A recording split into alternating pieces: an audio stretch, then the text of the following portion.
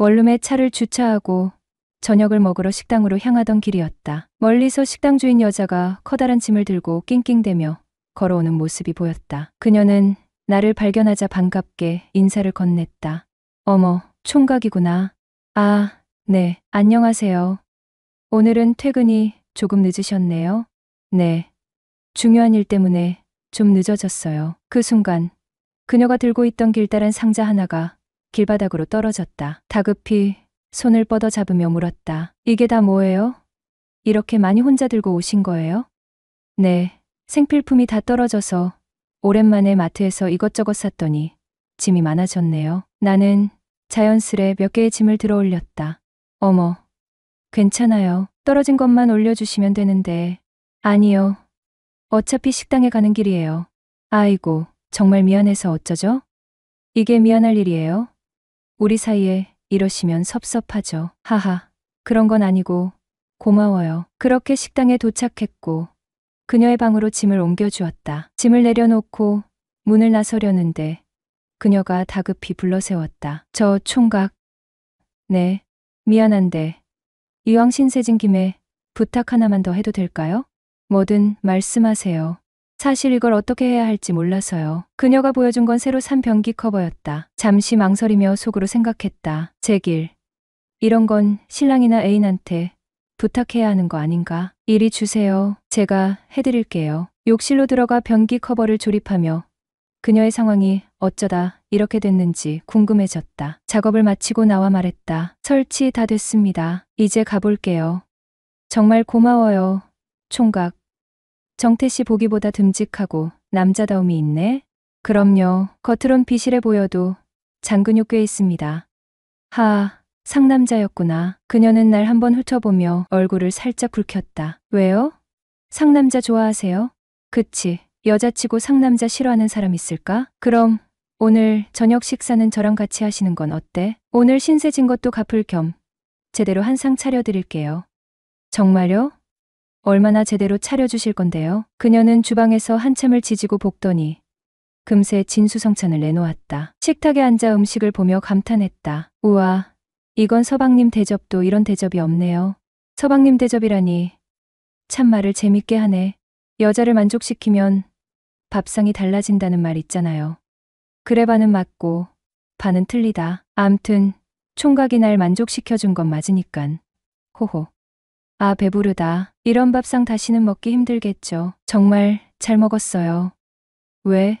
혹시 모르지. 사람이 왜 이렇게 부정적이야? 요즘 애들은 밥도 할 줄 몰라요. 다들 배달음식 시켜 먹지. 엄마가 차려준 밥상 빼곤 아줌마 집밥이 처음인거려. 그래, 그럼 총각 말대로 날 만족시켜주면 되잖아. 그럼 내가 맨날 밥 차려줄게. 네? 아줌마도 참. 장난 그만 치세요. 저녁 식사 후 커피 한 잔을 마시며 이야기를 나눴다. 그러다 그녀의 이야기를 들을 수 있었다. 1년 전에 이혼하고 지금은 혼자 지내고 있어요. 그리고 자연스레 나이에 대한 얘기가 나왔다. 정태 씨는 몇 살이에요? 저요? 올해 28살입니다. 난 올해 40살. 정말요? 저는 누나가 저랑 또래인 줄 알았는데요. 거짓말. 지금 놀리려고 하는 거지? 아니에요. 저 사람 나이 잘 맞추는 편인데 완전 틀렸어요. 누나, 너무 어려 보이세요. 그녀는 기분 좋은 미소를 지었다. 어머, 정말 그렇게 봐줘서 고마워요. 정태 씨는 말도 참 예쁘게 하네요. 그러면서 자신의 번호를 알려주며 말했다. 앞으로 집밥 먹고 싶으면 언제든 연락해요. 어이구, 말이라도 너무 고마워요. 언제든지 연락하라는 말이 참 듣기가 좋으네요. 말로만 그러는 거 아니니깐 언제든지 연락해요. 그날 밤 그녀와의 대화와 따뜻한 한 끼는 마음속 깊이 남았다. 무언가 새로운 인연이 시작되는 듯한 예감이 들었다. 나는 올해 28살이다. 전남 어느 작은 시골에서 태어나 그곳에서 고등학교 다닐 때까지 살았는데 마을 전체가 70가구 정도의 전형적인 시골 마을이었다. 학교는 읍내에 있어 등하교길은 차량으로 20분 정도 거리였지만 하루에 버스가 딱 4대뿐인 교통편으로 인해 혹여나 버스를 놓치기라도 하는 날엔 1시간도 넘게 걸어서 다녀야 하는 날도 많았다. 고등학교를 졸업하고 당시 나에겐 꿈의 도시였던 서울 소재의 대학에 합격하여 졸업 후 현재까지 7년을 넘게 자취 생활을 하고 있다. 6개월 전 직장 문제로 경기도 쪽에 원룸을 계약하고 집 앞 식당에 저녁을 해결하러 간 날, 환하게 미소 지으며 반갑게 맞이하던 주인 여자를 보고 식당 아줌마가 왜 이렇게 우아하게 생겼지 하고 놀라고, 음식이 하나같이 내 입맛에 잘 맞아 한 번 더 놀랬고 그녀에게 점점 스며들기 시작을 하였다. 주인 여자 나이는 40대 초반에서 잘해야 30대 후반으로 보였으며 상냥한 말투의 배우 장미희님 느낌도 살짝 났다.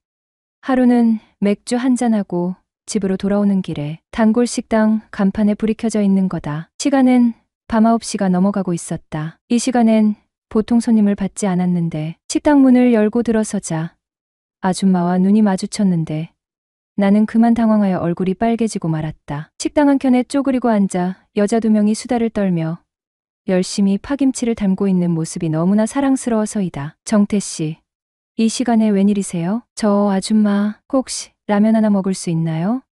이 시간까지 저녁을 안 먹었구나. 뭐 하느라 늦었어? 죄송해요. 한잔하고 들어오는데 아줌마가 끓여주는 칼칼한 라면이 땡겨서요. 영업시간은 이미 끝났지만 정태 씨니깐 특별히 해주는 거예요. 들고 있던 파김치를 내려놓으며 일어나려는 아줌마에게 너무 미안해서 아니요. 집에 가서 제가 그냥 끓여 먹을게요. 하며 나오려는 순간 그래도 내가 끓이는 거랑 총각이 끓여 먹는 거랑은 맛이 다르지. 기다려봐요. 방금 담은 파김치도 내줄 테니 맛도 볼 겸. 그때 옆에 있던 아줌마가 한다는 소리가 예, 너 혹시 저 총각이랑 몰래 사귀는 건 아니지? 어머, 총각 앞에서 못하는 소리가 없어. 그만해. 왜 그래? 언뜻 봐도 둘 사이가 심상치 않구만. 서방 없는 년이 젊은 총각하고 사귈 수도 있지. 안 그래요, 총각? 아, 네. 그럼요. 불가능한 일도 아니죠. 호호호. 총각이 그래도 생긴 거보단 말이 잘 통하네. 매콤 알싸한 맛이 일품인 파김치에 라면을 돌돌 말아 먹고 수저를 내려놓는 소리를 들었는지 아줌마가 다가왔다. 어머, 벌써 다 먹었구나. 공기밥이랑 국물까지 싹 비웠네. 가게 문 닫았는데 찾아와서 죄송해요. 역시 아줌마 손맛이 최고예요. 그러자 그녀는 생긋 웃으며 내 어깨를 툭 하고 한 번 치더니 얼굴을 내 얼굴 가까이 가져오며 말했다. 오늘 보니까 정말 귀엽게 생겼다.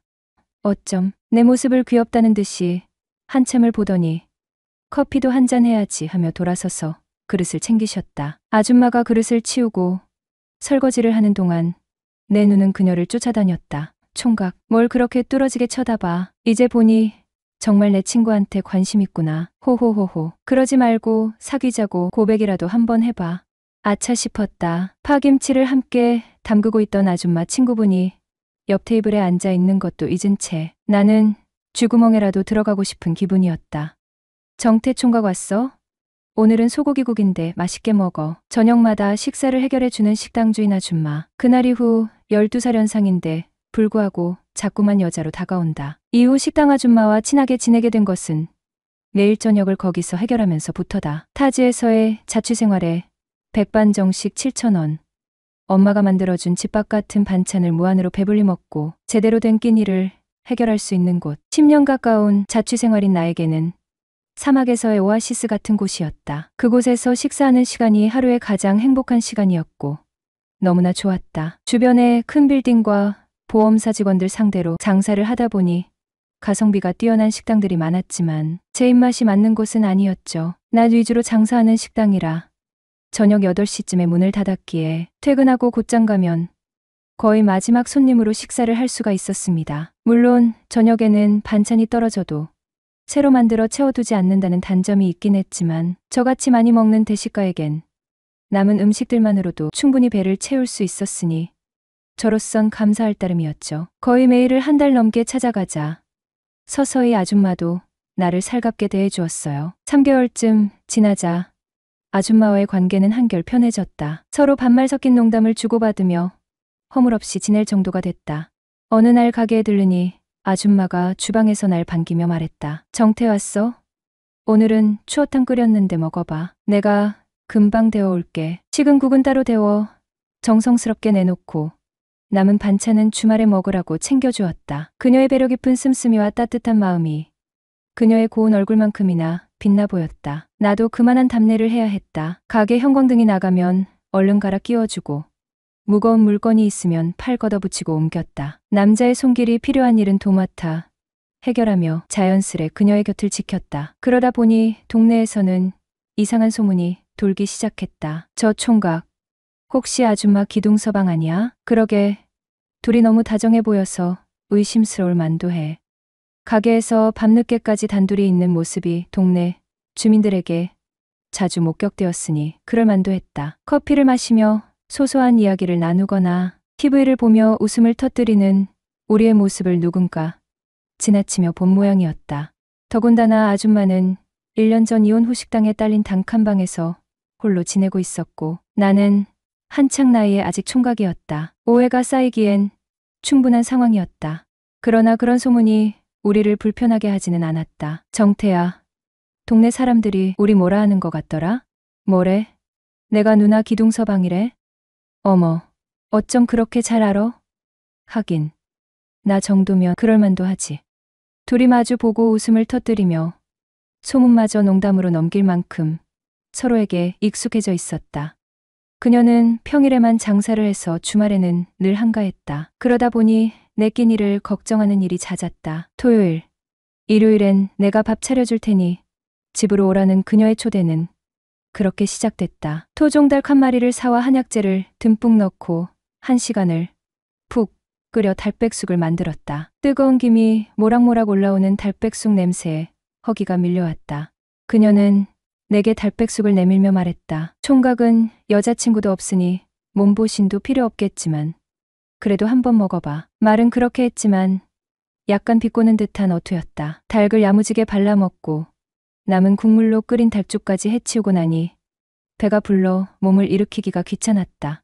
나는 소파에 느긋이 기대앉아 TV를 켰다. 그녀도 내 옆에 앉아 말없이 함께 화면을 바라봤다. 한참을 그러고 있다가 내가 먼저 입을 열었다. 누난 나한테 궁금한 거 없어? 정태는 왜 여자가 없어? 헤어진 지 꽤 됐어요. 이 동네로 이사 오고 1달 만에 여자친구가 바람났거든요. 헉, 진짜. 왜? 글쎄, 나랑 헤어지고 외과 레지던트랑 사귀더라고요. 뭐, 나야 중소기업 다니는 평범한 남자고 의사가 훨씬 낫긴 하지. 그랬구나. 그 뒤로는 아무도 없었어? 그때 너무 실망해서 그런지 지금은 여자 만날 생각도 별로 없어요. 그녀는 고개를 끄덕이며 잠시 생각에 잠겼다. 모르지. 누나 같은 여자가 나 좋다고 하면 한번 만나볼 수도? 얘는 나처럼 나이 많은 여자가 뭐가 좋다고. 연상만의 매력이 있잖아. 매력? 그게 뭔데? 음식도 잘하고 성숙하고 부담 없고 그리고 그거 잘하고. 그게 뭔데? 해보지도 않고 잘한다는 건 또 무슨 소리야. 글쎄, 총각인 나보다는 나을 거 아냐. 그게 뭐든지 간에.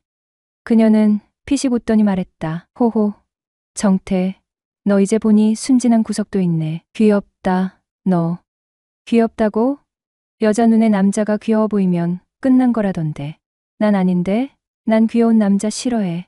그럼 누난 혼자 산 지 1년 넘었다며. 애인 하나 만들지 뭐 했어? 나도 이렇게 사는 게 좋아. 자유롭고 부담 없고. 그럼 나랑 부담 없이 한번 만나보는 건 어때? 그녀는 잠시 놀란 듯 나를 보더니 다시 웃음을 터뜨렸다. 넌 진짜 대책 없네. 그녀가 갑자기 내 팔을 툭툭 쳤다. 정태, 너 달백숙 먹었는데 밥값은 하고 가야지. 밥값? 누나, 지금 나한테 고백하는 거야? 아이, 몰라. 아무튼 보양식 먹였으니 답례는 하고 가라고. 그녀의 얼굴이 순간 붉게 달아올랐다. 하지만 나는 그 말이 어떤 뜻인지 이미 충분히 이해할 수 있었다. 그날부터 우리는 자연스럽게 연인이 되었다.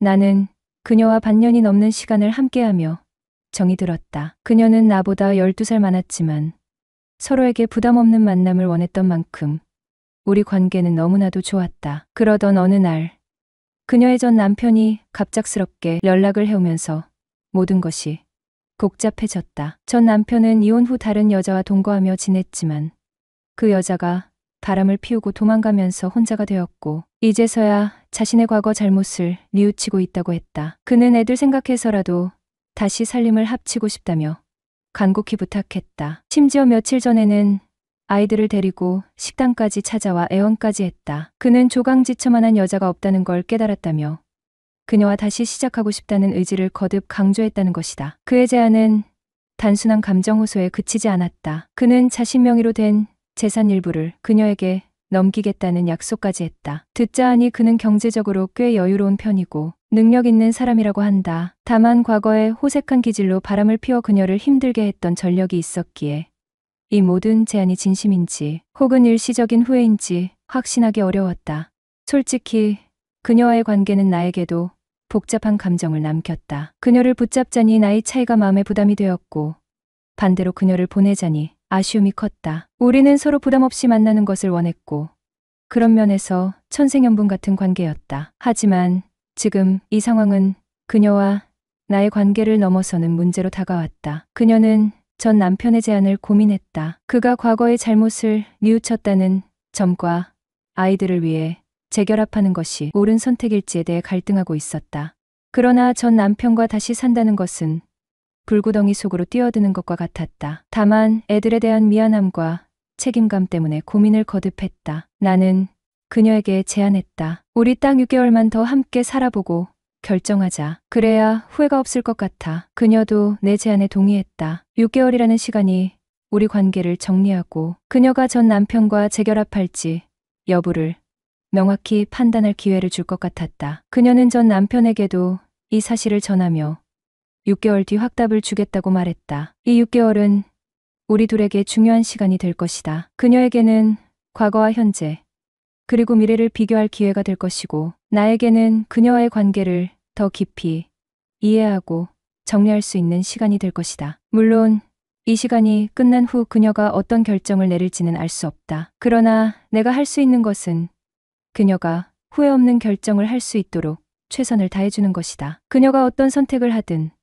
나는 그녀의 행복을 진심으로 바란다. 우리의 관계가 끝난다 해도 그녀가 전 남편과 해도 중요한 것은 그녀가 자신의 삶을 주체적으로 선택하고 앞으로 나아가는 것이다. 나는 그 과정을 지켜보며 그녀의 곁에 있을 것이다. 6개월 후 어떤 결론이 내려지든 우리는 후회 없는 결정을 내리게 될 것이라고 믿는다. 사랑은 누군가의 행복을 자신의 행복보다 더 중요하게 여기는 것이다.